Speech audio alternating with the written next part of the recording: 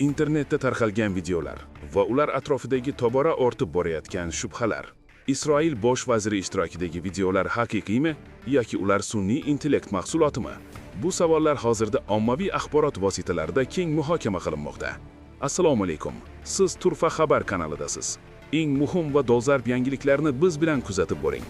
So'nggi kunlarda internetda Isroil bosh vaziri Benyamin Netanyahu ishtirokidagi videolar atrofida yangi munozaralar avj oldi. Foydalanuvchilar videolarning ayrim tafsilotlarini payqashmoqda va ularning haqiqiyligiga shubha bildirishmoqda. Munozaralar Netanyahuning so'nggi matbuot anjumanidan keyin kuchaydi. Ushbu nutqda u sog'lig'i yaxshi ekanligini ta'kidladi.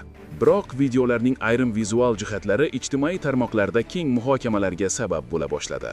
Ba'zi foydalanuvchilar kadrdagi g'alati harakatlar, noodatiy kiyimlar va tasvir tafsilotlaridagi o'zgarishlarni ta'kidlamoqdalar.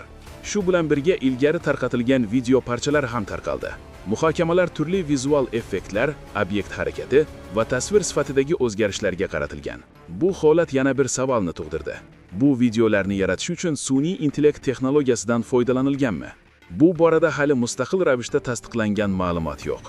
Biroq rasmiy manbalar bosh vazir odatdagidek o'z vazifalarini bajarishda davom etayotganini da'vo qilmoqda.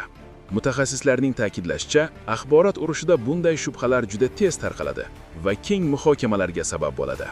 Xususan, zamonaviy sun'iy intellekt texnologiyalari juda realistik videolarni yaratish imkonini beradi. Bu haqiqatni aniqlashni yanada qiyinlashtiradi. Shuning uchun mutaxassislar rasmiy manbalarga tayanish va ma'lumotni mustaqil ravishda tekshirish muhimligini ta'kidlaydilar. Hozirda tarqatilayotgan videolarning soxta ekanligini tasdiqlovchi aniq dalillar yo'q. Biroq axborot makonidagi munozaralar davom etmoqda. Siz Turfa xabar kanalini tomosha qildingiz. Xolisma tasdiqlangan yangiliklar haqida birinchi bo'lib xabardor bo'lish uchun kanalga obuna bo'ling, videoga like bosing va kanalni do'stlaringiz bilan baham ko'ring. Keyingi yangiliklarda ko'rishguncha, xayr!